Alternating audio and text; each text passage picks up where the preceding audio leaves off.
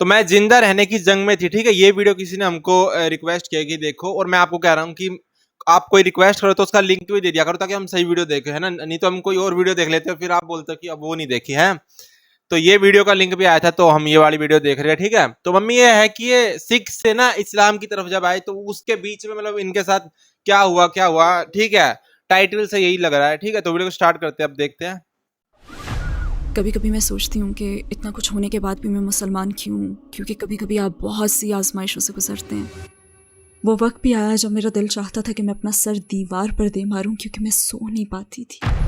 مجھے طلاق ہوئی. یہ بہت زیادہ مشکل اور خوفناک وقت تھا, اور واقعی میں کیمرے کے سامنے آپ سے کہوں گی کہ ایسے دن بھی آئے جب میں خود کو اذیت دینا چاہتی تھی. مجھے یاد ہے کہ میں باتھ روم میں اپنا چہرہ دیکھ رہی تھی اور مجھے اس سے اس قدر نفرت محسوس ہوئی کہ میں اپنا چہرہ نوچ لینا چاہتی تھی. اپنی فیملی کے بغیر میری زندگی کا ہر پہلو مشکل تھا, کیونکہ میں ان سب کے بہت قریب تھی اور مجھے ان سب سے بہت محبت تھی. ایسا ہمیشہ ہوتا ہے.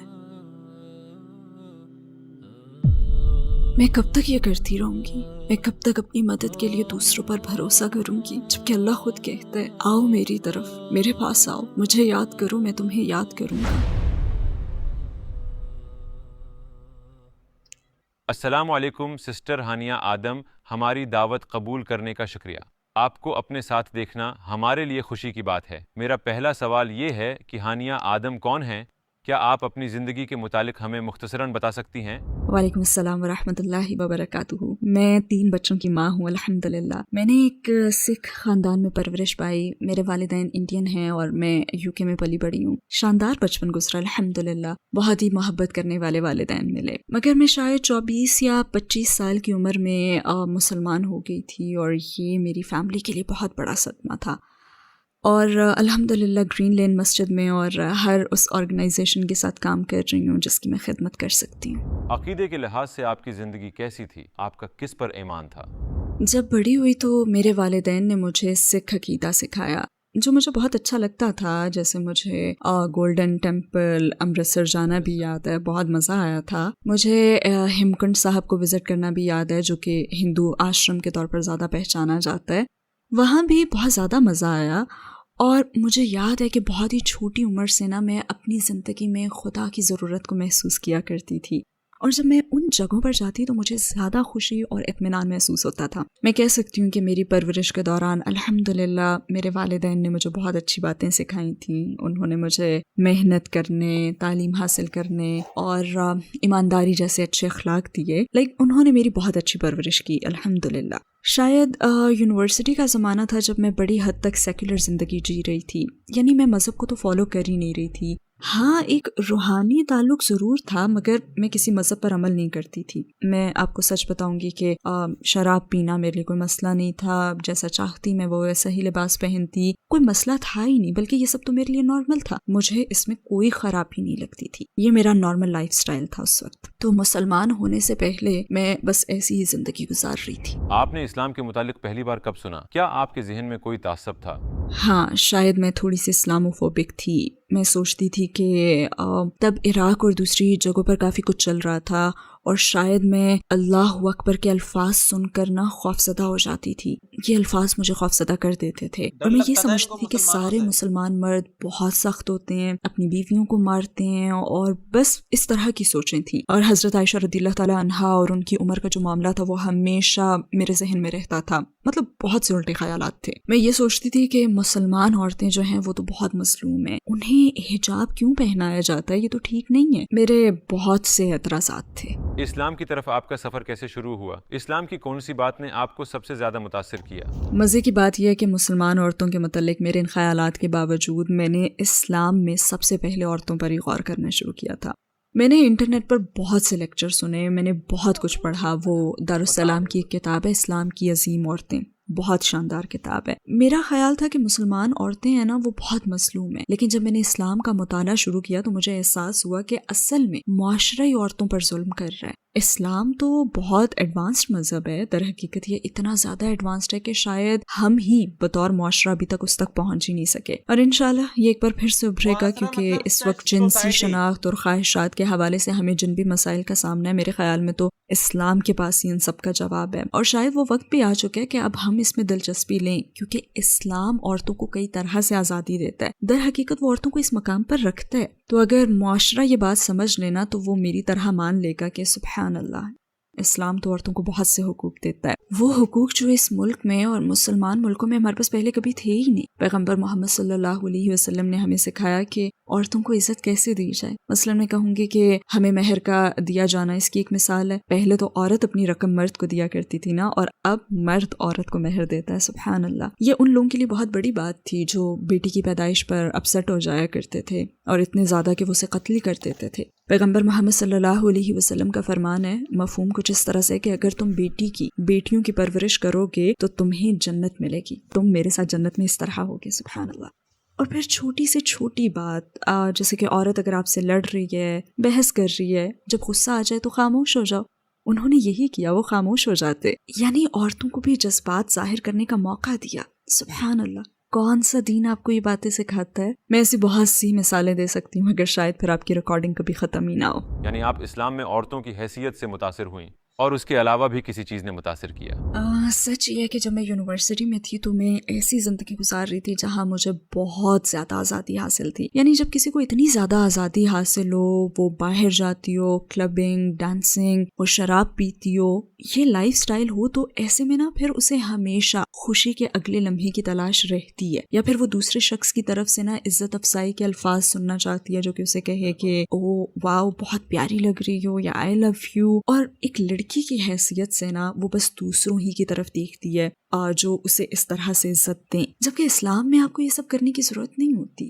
یہاں عزت افزائی دوسروں کی طرف سے نہیں آتی، پیغمبر محمد صلی اللہ علیہ وسلم نے ہمیں سکھایا کہ ہماری قبولیت سب سے پہلے اللہ سبحانہ و تعالیٰ کی طرف سے ہوتی ہے، اور جب آپ اللہ اور پیغمبر محمد صلی اللہ علیہ وسلم سے محبت کرنا سیکھ لیتے ہیں نا تو پھر عجیب اطمینان محسوس کرتے ہیں آپ کو یہ الفاظ سننے کے لیے نا پھر کسی بھی مرد پر بھروسہ نہیں کرنا پڑتا، اور اگر وہ بھی آپ کو مل جائے تو یہ تو اللہ کی رحمت ہے نا، اور آپ اس طرح ساتھ ہو جاتے ہیں، اس طرح نہیں، اس طرح ساتھ۔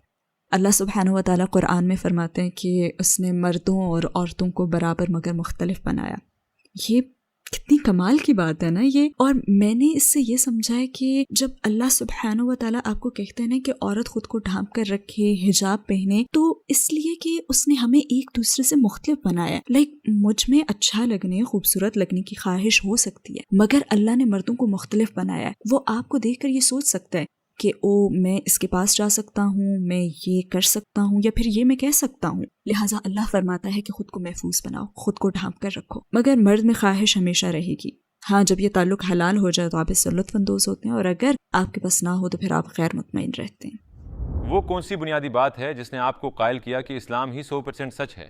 السلام علیکم بھائیوں اور بہنوں، ہمیں احساس ہوا ہے کہ ہمارے چینل پر 80% ناظرین بشمول اس ویڈیو کے ہمارے سبسکرائبرز نہیں ہیں، جیسا کہ آپ جانتے ہیں کہ ہم غیر منافع بخش تنظیم ہیں اور ہماری ویڈیو پر اشتہارات غیر فعال ہیں۔ ٹوورڈز ایٹرنیٹی صرف ایک یوٹیوب چینل ہی نہیں بلکہ ایک مدرسہ بھی ہے، یہاں ہم خود کو اور نوجوانوں کو اسلامی تعلیم سے آراستہ کرتے ہیں، لہٰذا ہمارے اس مطالبے کا واحد مقصد سچائی کو پھیلانا ہے۔ ہو سکتا ہے بظاہر یہ چھوٹا عمل لگے، لیکن انشاءاللہ یہ ہمیں لاکھوں لوگوں تک پہنچنے میں مدد کرے گا۔ آئیے اب لائک اور سبسکرائب بٹن پر کلک کریں اور ساتھ مل کر ٹوورڈز ایٹرنیٹی کا سفر کریں۔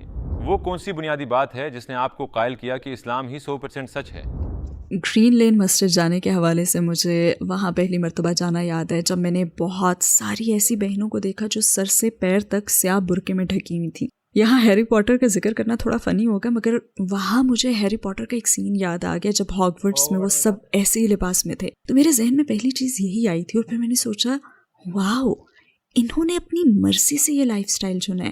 مطلب میں بھی اس طرح کا اعتماد محسوس کرنا چاہتی ہوں، کیونکہ میں تو ابھی منی اسکرٹ میں گھومتی ہوں نا، لیکن میں جاننا چاہتی ہوں کہ اس لباس میں سڑکوں پر چلنا کیسا لگتا ہے۔ اور صرف یہی نہیں بلکہ وہ سب تو بہت ملنسار، بہت محبت کرنے والی، مہربان اور مددگار تھی۔ اور سچی بات یہ ہے کہ کبھی کبھی دوسروں سے بات نہ کرنا نا اپنے لیے ہی مشکلات پیدا کرنے کا سبب بنتا ہے۔ جیسے میں نے حجاب پہننے والی مسلمان عورتوں سے تو کبھی بات کی ہی نہیں تھی، بلکہ میں نے کسی بھی مسلمان عورت سے بات نہیں کی تھی، لہٰذا میرے لیے یہ پہلا موقع تھا۔ انہوں نے تو مسکرا کر میرا استقبال کیا، جبکہ ہم لوگوں میں تو اتنے تعصبات اور اتنے غلط خیالات ہیں اور ہم سمجھتے ہیں کہ حجاب والی عورتیں تو مسکراتی نہیں ہیں، اور یہی وہ عورتیں تھیں جو مسکرا بھی رہی تھیں، ہنس بھی رہی تھیں، مذاق بھی کر رہی تھیں، اور میں نے سوچا کہ یہ تو نارمل ہے، یہ بھی انسان ہے، وہ سیاہ گاؤن میں حرکت کرتی ہوئی کوئی پتلیاں نہیں ہیں، یہ انسان ہے اور کتنی عظیم عورتیں ہیں۔ آپ نے کلمہ کیسے پڑھا اور آپ کو کیسا محسوس ہوا؟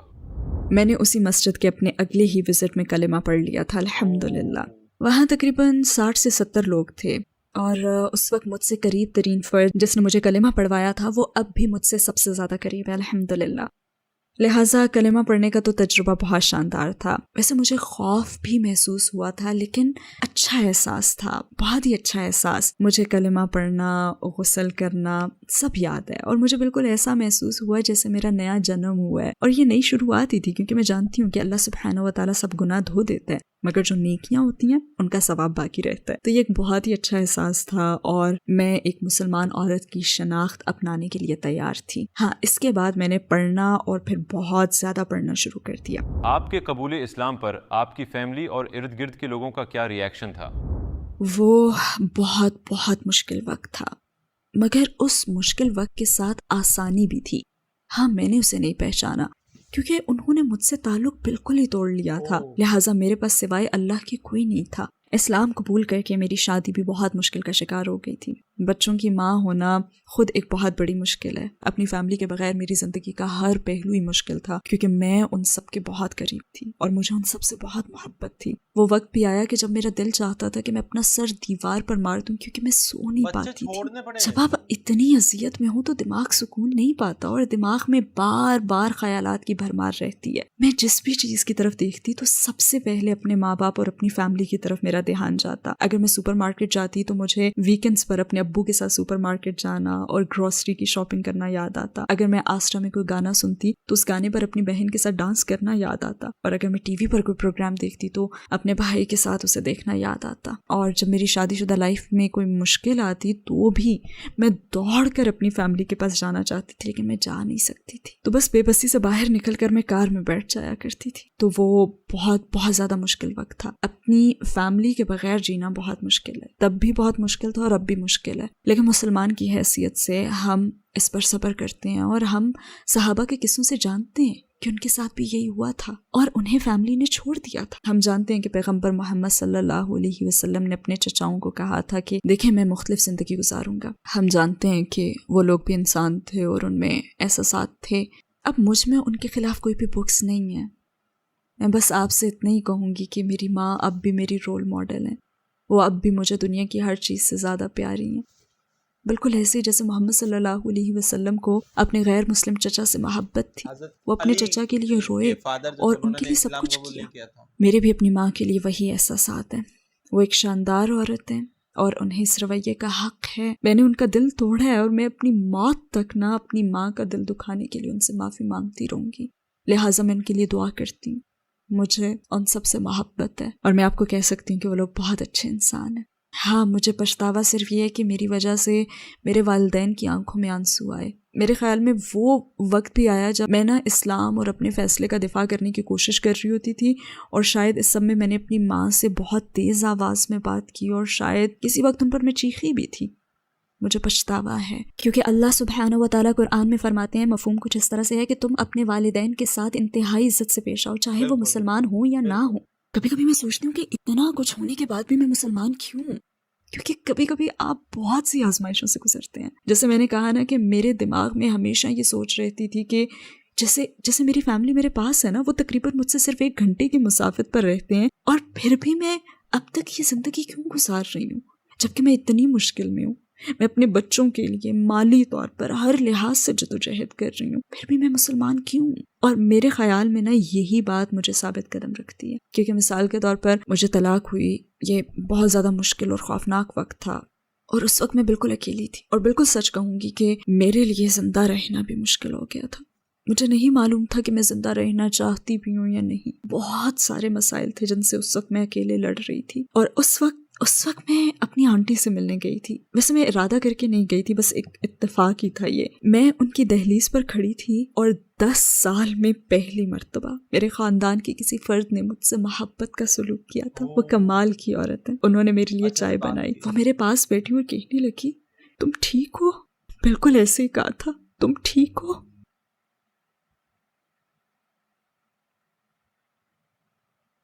ایسا ہمیشہ ہوتا ہے.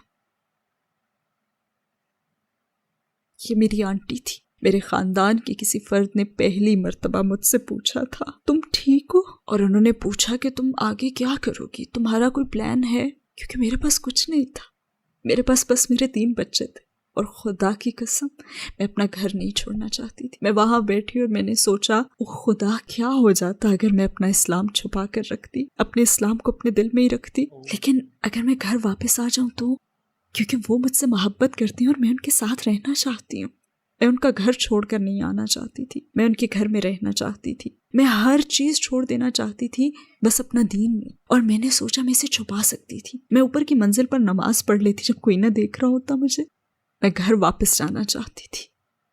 قدر اللہ میری دادی جنہوں نے مجھے ان 10 سالوں میں نہیں دیکھا تھا, بہت زیادہ بوڑھی تھیں. وہ کمرے سے باہر آئیں اور قریب ہی تھا کہ وہ مجھے دیکھ لیتی. میری آنٹی نے مجھے کہا کہ فوراً چلی جاؤ, گھر سے باہر نکل جاؤ, کیونکہ اگر انہوں نے تمہیں دیکھ لیا تو وہ بہت بوڑھی ہیں اور ہمیں نہیں پتا کہ آگے کیا ہوگا.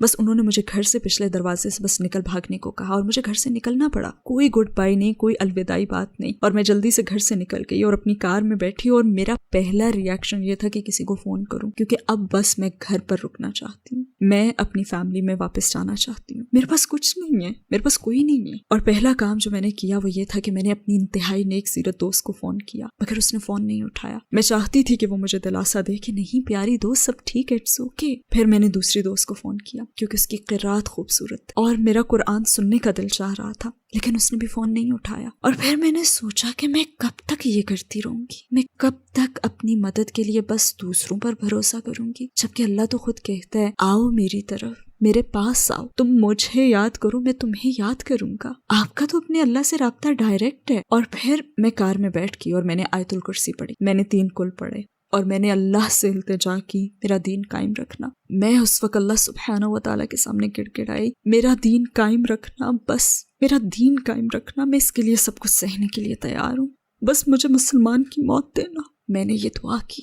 اور میرے خیال میں یہ ایک اور اہم ترین لمحہ میری زندگی میں آیا تھا جب میں نے جانا کہ ہاں میں مسلمان ہوں. کیونکہ شیطان آپ کے پاس بہت مرتبہ آئے گا اور اسلام کے بارے میں آپ کے دل میں وسوسے پیدا کرے گا. کیا میں مسلمان ہوں؟ میں کس کے لیے مسلمان ہوں؟ میں کیوں مسلمان ہوں؟ مجھے اسلام کے متعلق کون سی بات آخر پسند ہے؟ شیطان آپ کے پاس اس وقت آئے گا جب آپ بہت کمزور اور بے بس ہوں گے. شیطان آپ کے پاس آتا ہے. لہٰذا دین سیکھنے کے وہ تمام 9-10 سال اس وقت ڈھال بن کر میرے سامنے آ گئے تھے. لہٰذا میں بچوں سے بھی بس یہی بات کہتی ہوں کہ کیونکہ وہ بھی نہ سمجھ ہے نا, وہ اسلام کی روحانیت کو محسوس ہی نہیں کر سکتے, وہ بھی بہت چھوٹے ہیں اور ان کی نظر میں زندگی بہت بڑی ہے. میں انہیں کہتی ہوں کہ علم سیکھتے رہو, کیونکہ آپ نہیں جانتے کہ جس لمحے آپ مشکل میں گھرتے ہو تو جو کچھ آپ نے سیکھا ہوتا ہے نا, چاہے سیکھنے کا مقصد جانے بغیر ہی سیکھا ہو, وہ آپ کی مدد کے لیے آتا ہے اور مشکل وقت میں آپ اور آپ کی زندگی کو بچاتا ہے. تو جب آپ کی امی کہیں نا کہ مدرسے جاؤ, جب آپ کی امی آپ سے کہیں چلو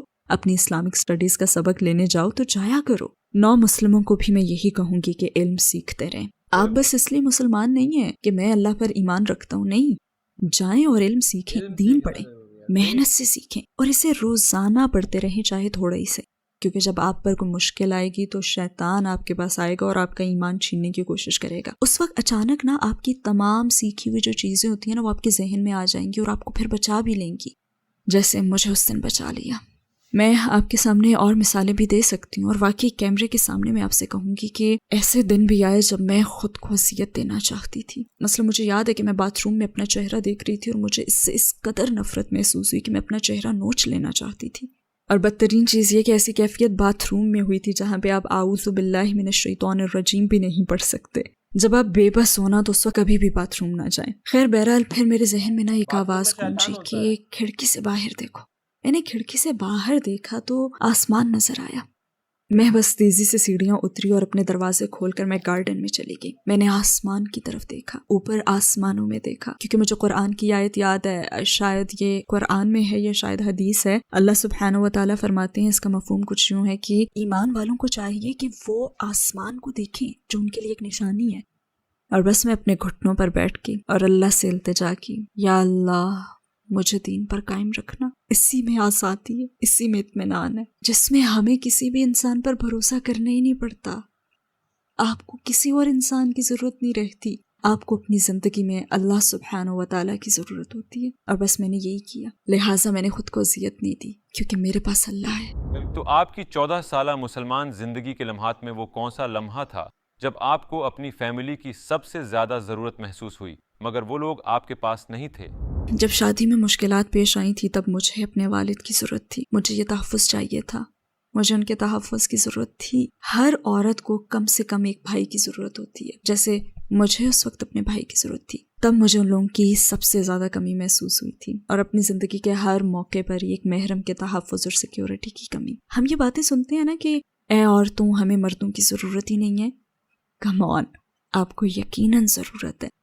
جب آپ کی زندگی سے مرد نکل جاتے ہیں نا تب آپ کو احساس ہوتا ہے کہ ہاں مجھے اپنی زندگی میں مرد کی ضرورت ہے۔ اور پھر میری امی، میں نے انہیں اس وقت بہت مس کیا تھا جب میرے بچے ہونے والے تھے، جب میں نے جاب شروع کی تو انہیں اس وقت بھی میں نے بہت مس کیا تھا، کیونکہ جو میری امی ہیں وہ ایک بہت ہی مضبوط عورت ہیں، میں ان سے سیکھنا چاہتی تھی، مگر ہاں الحمدللہ میرے پاس بہت سی خوبصورت یادیں ہیں اور میں نے اپنی امی کے ساتھ بہت سا وقت گزارا ہے اور انہیں ایسی مضبوط عورت بنتے ہوئے دیکھا ہے میں نے اپنے سامنے، تو الحمدللہ میرے پاس اب بھی ان کی جو سکھائی ہوئی باتیں ہیں وہ موجود ہیں۔ میں اب بھی اپنے والدین کی باتوں پر بہت زیادہ عمل کرتی ہوں کیونکہ وہ اسلام کے خلاف نہیں ہے، تو پھر کیوں نہ کروں۔ اور میرے خیال میں ہر نو مسلم کے لیے نا یہ اعتراف کرنا ضروری ہے کہ آپ اپنی فیملی سے محبت کر سکتے ہیں۔ پیغمبر محمد صلی اللہ علیہ وسلم نے اپنے چچا سے محبت کی تھی، اور میں بھی اپنے والدین سے کہوں گی کہ مجھے آپ سے محبت ہے، میں آپ کی عزت کرتی ہوں، میں اب بھی آپ کا حصہ ہوں، مجھ میں آپ ہی کا خون دوڑ رہا ہے، آپ کی سکھائی ہوئی باتیں مجھ میں اب بھی ہیں، آپ نے جو بھی سکھایا میں نے اسے نہیں چھوڑا، ایسا کرنا میرے لیے ناممکن ہے۔ آپ میرے رول ماڈلز ہیں، آپ میرا سب کچھ ہیں،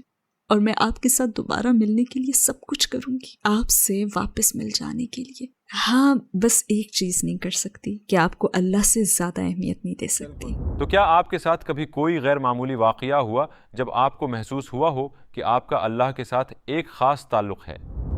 میرا خیال ہے کہ میں نے اپنی زندگی کی بہت سی مشکلات بتائی ہیں، مگر پلیز مجھے وہ رحمتیں بھی بتانے دیں جو اللہ نے مجھ پر نچھاور کی ہیں۔ الحمدللہ میں آپ کو ایسے 2 لمحات بتاؤں گی۔ ایک وقت تھا جب میں واقعی میں بہت مشکل میں تھی، انفیکٹ ایسے بہت سے موقع آئے ہیں جب میں بہت مشکل میں گھری ہوئی تھی، سبحان اللہ۔ کسی نے مجھے کہا کہ دیکھو جب تم کسی مشکل میں ہو تو اپنے بچوں کے پاس جاؤ جب وہ سو رہے ہوں اور انہیں سوتا ہوا دیکھو۔ میں نے ایسا ہی کیا، وہ بھی ایسے ہی ایک مشکل وقت تھا جب میں زندگی سے ہار ماننے کو تیار تھی، بس مجھے خود سے نفرت ہو گئی تھی اور میں یہی سمجھتی تھی کہ میں لوگوں پر بوجھ بن گئی ہوں۔ خیر پہلے میں اپنی بیٹی کے کمرے میں گئی، اس وقت وہ تقریباً 11 سال کی تھی، مگر جب سو رہی ہوتی تو میری 5 سال کی معصوم بیٹی لگتی تھی وہ۔ سبحان اللہ، میری بیٹی، یہ میری بیٹی ہے، اللہ سبحانہ و تعالیٰ نے یہ بیٹی مجھے دی ہے، اللہ سبحانہ و تعالیٰ نے اسے میرے ذریعے اس دنیا میں بھیجا ہے۔ اور پھر میں اپنے بیٹوں کے کمرے میں گئی، وہ بہت گہری نیند سو رہے تھے، اور پھر مجھے نا سورہ ملک کی وہ آیت یاد آئی، مفہوم جس کا یہ ہے کہ تم بہت کم شکر ادا کرتے ہو، اور میں نے سوچا کہ آخر میں کیسے شکوہ کر سکتی ہوں، میں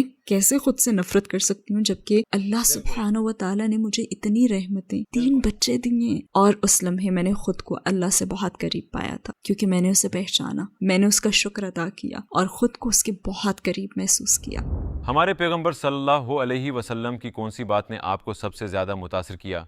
ان کے کردار نے، ہمیشہ ان کے کردار نے، اور سب سے پہلے تو عورتوں کے ساتھ ان کا حسن سلوک، کہ آپ نے اس شخص سے بات کرنا پسند ہی نہیں کی جو اپنی بیٹی کو پیار نہیں کرتا، اور پھر اپنی بیویوں کے جذبات اور احساسات کا وہ کتنا احترام کرتے تھے، اور ایسے وقت میں بہترین رویہ بھی اپناتے تھے۔ اور پھر وہ ایک واقعہ جہاں پہ ایک صحابی نے آپ صلی اللہ علیہ وآلہ وسلم کو ڈنر پر انوائٹ کیا، تو آپ صلی اللہ علیہ وسلم نے اس سے پوچھا کہ کیا عائشہ کو بھی دعوت دی ہے، تو اس نے کہا نہیں، تو آپ نے بھی اس دعوت کو قبول نہیں کیا تھا۔ ان کی ہر بات، ان کی شرافت، اپنی بیویوں کے درمیان برابر کا سلوک، گھر میں ان کی نرم مزاجی، اور پھر میدان جنگ میں ان کی طاقت، ہر چیز نے ہی متاثر کیا۔ طائف میں جب وہ مدد مانگنے گئے تو وہاں ان پر ظلم کا ہونا، پھر بھی دیکھیں انہوں نے جواب میں کیا کیا، وہ روئے بھی ہیں۔ آج کے مرد سمجھتے ہیں کہ ہم رو نہیں سکتے، ہماری انا کا مسئلہ ہے، نہیں، وہ روئے بھی ہیں. اور ہم جنس کے متعلق بات کرتے ہیں، مرد کی حیثیت، عورت کی حیثیت. پیغمبر محمد صلی اللہ علیہ وسلم کو دیکھیں. ویسے آج کل میں یاسر قاضی کی لکھی ہوئی ان کی سیرت پڑھ رہی ہوں، اور ہر پیراگراف سے مجھے کچھ نہ کچھ سیکھنے کو مل رہا ہے. الحمدللہ بہت ہی شاندار کتاب ہے ماشاءاللہ. میں ہر ایک کو یہ پڑھنے کا کہتی ہوں، اور اس میں ان کی وفات تک ہر چیز موجود ہے. اور اس میں حضرت عائشہ رضی اللہ تعالیٰ عنہا کے سر درد کی شکایت کا بھی واقعہ ہے. انہوں نے اپنے سر درد کی شکایت کی تھی تو آپ صلی اللہ علیہ وسلم نے فرمایا کہ نہیں، بلکہ میرا سر درد سے پھٹ رہا ہے اور میرا دم نکل رہا ہے. سبحان اللہ. انہوں نے ہر مشکل سے ہی، تاکہ ہم اچھے مسلمان بنیں اور جنت میں جا سکیں، وہ اپنی فیملی، اپنے مال کے حوالے سے ہر آزمائش سے گزرے. کس لیے؟ ہمارے لیے. اسلام سے پہلے آپ کی زندگی کا کیا مقصد تھا اور اسلام کے بعد کیا ہے؟ خدایا، میرا مقصد گھر واپس جانا ہے. باخدا میں گھر جانا چاہتی ہوں. مجھے بس گھر جانا ہے، اور میں چاہتی ہوں کہ اللہ سبحانہ و تعالیٰ مجھے میری فیملی لوٹا دے. یہی میرا مقصد ہے. اے اللہ، مجھے میری فیملی واپس دے دے.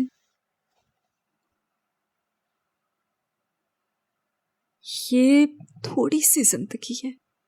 میں ہر وقت نہ خود کو یہی سمجھاتی ہوں کہ یہ دنیا کی زندگی تو بس ذرا سی زندگی ہے. ہم یہاں ہمیشہ کے لیے نہیں ہیں. میں بس گھر جانا چاہتی ہوں. آخر میں آپ ان لوگوں کو کیا کہیں گی جو آپ کو دیکھ رہے ہیں، جن کے دل اسلام کے قریب آ رہے ہیں مگر اپنے رشتہ داروں اور قریبی لوگوں کے رد عمل سے خوفزدہ ہیں؟ اپنا اصل مقصد ذہن میں رکھیں. آپ کا اصل مقصد ہے، دیکھیں، چاہے آپ میں ایک ذرہ ایمان ہو نا، چاہے آپ میں ایمان کا ذرا سا ہی احساس ہو، آپ کا اصل مقصد جنت میں پہنچنا ہے. اگر آپ واقعی اس پر ایمان رکھتے ہیں کہ خدا کا وجود ہے، تو میں کہوں گی کہ سب سے پہلے آپ علم حاصل کریں. یہ جو آپ کا ذرہ برابر ایمان ہے نا، آپ اس پر جمے رہیں اور علم سیکھتے رہیں. شیطان کو اپنے پاس نہ آنے دیں کہ کہیں وہ اتنا سا ایمان بھی نہ لے جائے، کیونکہ شروع میں نا وہ اس کی سخت کوشش کرے گا. شیطان آپ کے پاس بھرپور انداز میں آئے گا اور آپ کو دوبارہ کافر بنانے کی کوشش کرے گا. اس لیے سیکھیں، خود کو علم دیں، اپنے مقاصد طے کریں، اپنے ذہن میں اپنا ٹارگٹ رکھیں. اور میں آپ کو بتاؤں کہ میرے ذہن میں یہ خیالات آتے تھے، میرے دماغ میں یہ باتیں چلتی تھی. ایک منفی آواز تھی اور پھر ایک اچھی آواز ابھرتی تھی. کبھی کبھی آپ کو یہ کرنا پڑتا ہے، آپ کو یہ بلند آواز سے کہنا پڑتا ہے، اے اللہ، مجھے تیری ضرورت ہے، مجھے صراط مستقیم پر چلا. اگر میں ان سوالات کے بارے میں سوچوں کہ مجھے اپنی فیملی کے ریاکشن کے باعث ایسا کرنا چاہیے یا نہیں، تو آپ یہ سوچ لیا کریں کہ آپ اکیلے دنیا سے جائیں گے. جب آپ کو قیامت میں کھڑا کیا جائے گا تو آپ کی فیملی آپ کی مدد نہیں کرے گی. اگر آپ ابھی قیامت کے دن پر ایمان لانے کے درجے پر نہیں پہنچے، کیونکہ کچھ لوگ ابھی سیکھ رہے ہیں نا، تو یہ سوچ لیا کریں کہ اس دنیا میں مجھے اپنی فیملی سے کیا فائدہ مل رہا ہے اور مجھے روحانیت سے، خدا پر ایمان لانے سے کیا فائدہ مل رہا ہے. تو اس مرحلے پر میں یہی کہوں گی کہ سب سے اہم چیز ہے علم سیکھنا. بس علم حاصل کرتے رہیں، کیونکہ یہ آپ کو منزل تک پہنچا دے گا. اور اپنے دل میں سچی تڑپ رکھیں کہ آپ وہاں تک پہنچنا چاہتے ہیں. اللہ تعالیٰ فرماتے ہیں، مفہوم یہ ہے کہ میری طرف قدم بڑھاؤ، رکے نہ رہو. تو ایسے کہا جا سکتا ہے کہ دین میں ہمیں اللہ کی طرف بڑھنے کی ترغیب دی گئی ہے. اگر آپ مسلمان ہونے کا سوچ رہے ہیں تو ایک اور قدم آگے بڑھائیں، اللہ آپ کی طرف دوڑ کر آئے گا. جیسے کہ ہم نے ویڈیو میں دیکھا، آج بہت اچھی ویڈیو تھی، بہت کچھ دیکھا. ایک سکھ لڑکی تھی، 25 سال کی ایج میں اس نے اپنا گھر بار، بچے، پریوار سب تیاگ دیا تھا. وہ مسلم بننا چاہتی تھی، وہ مسلم دھرم اپنانا چاہتی تھی. اس نے ایسا ہی کیا، اس نے مسلم دھرم اپنایا. وہ اب اللہ کے راستے پہ چلی. اس کی زندگی میں بہت کٹھنائی آئی، بہت لائف میں کٹھنائی آئی. وہ فیملی کے لیے بھی روتی رہی، تڑپتی رہی، لیکن بس ایک ہی جنون تھا، اللہ کو پانا ہے، اللہ کے پاس جانا، اللہ کو پانا ہے. اب اس نے مطلب بہت سنگھرش کیا. اس کا مائکے سے ناتا ٹوٹ گیا تھا، اس کے والدہ سے ناتا ٹوٹ گیا تھا، بھائی سے ناتا ٹوٹ گیا تھا. اب وہ یہ سوچ رہی تھی کہ میرے کو سب چاہیے. سب مصیبت آئی کہ میرے کو سب چاہیے، پوری فیملی چاہیے، لیکن اسے فیملی نہیں ملی. آج بھی وہ یہی سوچتی ہے، لیکن لڑکی نے یہ کہا ہے کہ سب سے پہلے اللہ کو درجہ دوں گی، بعد میں ماں باپ کو درجہ دوں گی. تو ویڈیو تو دل کو چھو جانے والی تھی، بہت دل میں لگنے والی ویڈیو تھی، بہت اچھی ویڈیو تھی. وہ پہلے مطلب جیسے رہتی تھی اپنے گھر پہ، وہ سب کچھ طور طریقے سب کچھ چھوڑ کے اور ایک دم نئے دھرم میں جانا کتنا کٹھن ہوتا ہے، اور پھر بھی وہ گئی، انہوں نے سب کچھ اپنایا اور انہوں نے اپنے دل کی سنی، جو ان کو جو ان کا دل کہہ رہا تھا انہوں نے وہی کرا. پر وہ آج خوش ہے، پر پھر بھی ان کا اندر تھوڑا سا دکھ ہے کہ ان کے ماں باپ ان سے دور ہے، اس لیے کہ انہوں نے مسلم دھرم اپنا لیا. پر وہ جا سکتی ہے اپنے گھر پہ. وہ نہیں آنے دینا، گھر والے دروازے ہی نہیں کھولے گے نا، ناراض ہے وہ. ناراض ہے وہ تو ہے، پر ایس کبھی تو ہوگا کہ ماں باپ مان جائیں گے. پر اتنا ٹائم ہو گیا ہے، پر کیا پتہ اب نہ مانے ماں باپ. پر وہ ساری زندگی روتی رہیں گی نہیں تو ماں باپ کے لیے. سوچ ہوتی ہے نا ایک، کم سے کم انسان جب ایک عمر کے بعد، ٹھیک ہے کہ بچپن میں تو ہم جیسا مرضی اپنے بچوں کو چاہے، ٹھیک ہے، ایک عمر کے بعد جب وہ بڑے ہو جائے تب ان کو چھوڑ دینا چاہیے کہ بھائی وہ جس بھی دھرم کو ماننا چاہے مانے، ہے کہ نہیں؟ تبھی تو بولا جائے گا بڑے ہوئے ہیں، نہیں تو وہ بچے ہی رہے. پر انہوں نے اتنا دکھ دیکھا اپنی لائف میں، پہلے بھی ان کے بچے ہو گئے، بچے بھی انہوں نے اکیلے پالے اور اس دھرم میں چلے گئے. تو ان کو اپنے ماں باپ کی سوچنی چاہیے تھی نا، کیا سوچنی چاہیے تھی کہ وہ پھر اپنے دھرم. وہ وہی بات ہے نا کہ جیسے یہ وہ ایسے نہیں گئے نا کہ ان کا من ہو گیا تو انہوں نے اسلام قبول کر لیا، ایسے نہیں. انہوں نے پہلے سمجھا اسلام کو، اسلام کیا ہے، قرآن کیا ہے. وہ پہلے تو وہ یہ سوچتے تھے کہ اسلام کے بارے میں کہ یہ لوگ کیسے ہیں، ان کی جو عورتیں ہوتی ہیں وہ برقع پہن کے رکھتی ہیں، ان کے اوپر اتیاچار ہوتے ہیں، وہ ہوتے ہیں، ٹھیک ہے. بعد میں جب جاننا سٹارٹ کیا، جب قرآن انہوں نے پڑھی، تب اللہ کا جو میسج ہے ان کے سمجھ میں آیا، ٹھیک ہے. اس کے بعد انہوں نے قبول کیا. تب جب وہ اپنے ماں باپ کو دیکھتے ہیں تو وہ ان کو اس نظر سے دیکھیں گے کہ یہ نہیں سمجھ پا رہے میری باتیں ہیں. وہ اس نظر سے دیکھ رہے ہیں نا اپنی ماں باپ کو کہ میں جو پیغام سمجھ گئی ہوں وہ یہ نہیں سمجھ پا رہے. تو بھلے ہی یہ آج مجھ کو کہہ رہے ہیں انجانے میں، بھلے ہی آج مجھ کو یہ کہہ رہے ہیں کہ تم چھوڑو، آ جاؤ واپس، ہیں، لیکن میں نہیں چھوڑوں گی. ایک دن مطلب انہیں کو بدلنا پڑے گا، یا پھر اللہ جو ہے ان کے دل میں میرے لیے دوبارہ پیار جگا دے. ان کی زندگی میں مطلب جب کتنا زیادہ دکھ آ گیا تھا تو انہوں نے سوچا کہ میں اپنے بچوں کی طرف دیکھتی ہوں، کہ میں کو اپنے بچوں کو ہی دیکھ کے ان کو اتنی ہمت ملی یہ کہ مطلب میں، کرشمہ ہی ہے اللہ کا ایک طریقے سے. ہاں، کہ وہ اپنے بچوں کو ہی دیکھ کے اتنی ہمت مل جاتی ہے کہ عورت پتہ نہیں کیا سے کیا کر سکتی ہے. وہ ویڈیو بہت اچھی تھی اور بہت اچھی سیکھ مل رہی ہے اس سے. اور کچھ ٹاپک رہ گیا ہو جو ہم سمجھ نہ پائے ہو تو آپ سمجھا دینا. تو لائک کرنا، کمنٹ کرنا، سبسکرائب کرنا. بائے.